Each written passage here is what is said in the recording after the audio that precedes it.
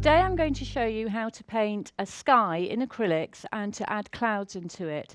Because acrylics dry very quickly, some people see this as a problem, but in fact if you manipulate the paint in the right way you can use it to your advantage. So what I'm going to do first is I'm going to put down a background on this whiteboard, and I'm going to go for a mixture of titanium white and Prussian blue.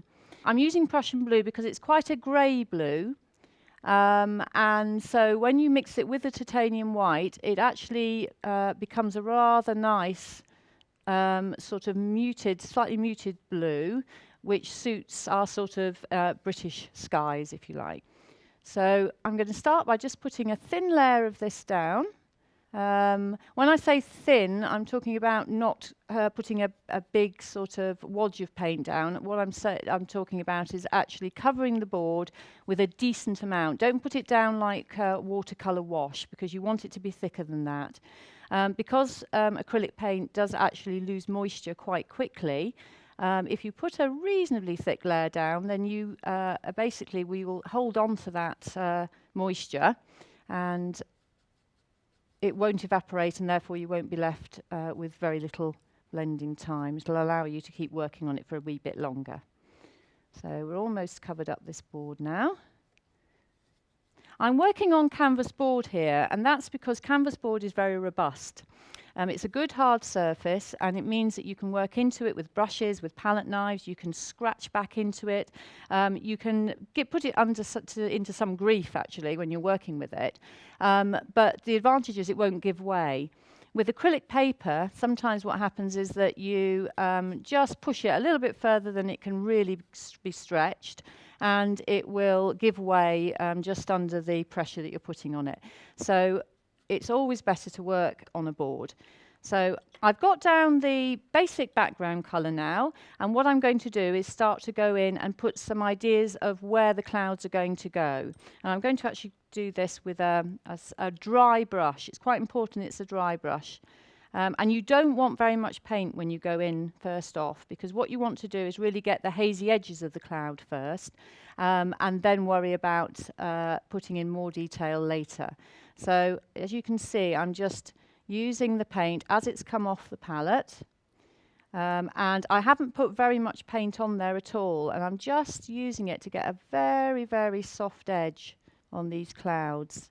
And you'll know, if you ever studied clouds in any detail, that effectively to make them look light and fluffy, you do need to have that very soft edge. As soon as you start to go in there with too much solid paint, they just look too heavy to hang in the sky. So it's really important to get the shape right when you start, and to get those soft edges in before you start to work on the detail of the clouds. So I'm just going to put a little bit of information in here. Again, you're better not to think about it too hard either. If you think about it, you tend to get what I call the three woolly sheep syndrome, which is where you end up with three clouds that all look the same size and shape going across your canvas, and that doesn't look so natural when you see it. But when you don't think about it and you just watch what's happening as you sort of scribble with your brush across the canvas, you'll get something which will look nice and natural. There we go. Just put a little bit more down in this bottom area here. And don't worry about having them going off the edge of the canvas as well, because again that will look more natural than having them all sort of bunched up in the middle. Okay. Now you can always add to these later. Again, one of the great things about acrylic is that you can just change and alter things very quickly, partly because it dries fast, and also because you can overlay dark on light or light on dark, so that helps as well. So you can see there that we've just got the sort of basic shapes of our clouds in. So now what I'm going to do is start to build up some more body into those clouds, and we do that by putting a little bit more paint on the brush and starting to work where we want the middle of the clouds to be, and then just taking the brush out towards the edges once you've lost all of that heavy paint that you've had on your brush. So we just start to push it out around the edges a little bit. And we're just going to fill in a few of these clouds like that. There we go. So we start to get a little bit more structure to them now. But you'll notice I'm not pushing out right to the edges because you want to maintain that nice fluffy feel, and therefore we don't want to lose these misty edges that we've just put in. Okay, there we go. I'll just put a little bit more down here. Now I'm obviously working just with white here over the blue, but as you probably know, if you've looked at clouds in the sky at various times of the day, they often have a lot of colour in them. So what we want to do is make sure that we add in some interest, and also that will create depth in the cloud as well. So I'm just going to put a little bit more information in this one at the bottom. There we go. Right, so now I'm going to sort of start working and adding a little bit more colour in. So I'm going to start, just to show you the sort of things you can do, a little bit of pink here, which I'm going to work into the cloud. And although the pink looks quite strong on the palette, when you start to work it in with the paint that's already wet on here, it will start to blend in, and you're left with some nice, quite subtle changes of colour. Again, you can go in as many times with this as you like, so you can go back into the white if you decide you've got too much, or you can go for something which is even heavier. Now I'm going to go in here with a bit of a dark brown, just to show you that you can be quite brave with it. Going with something quite dark, and that very quickly, if you start to blend it with what's there already, it'll settle down into your clouds. Again, I'm still working with the brush at this stage. I'm going to move on in a moment and just show you how to do this and add some more detail in with a palette knife. Right, so there we go. So we've got a little bit of information in there.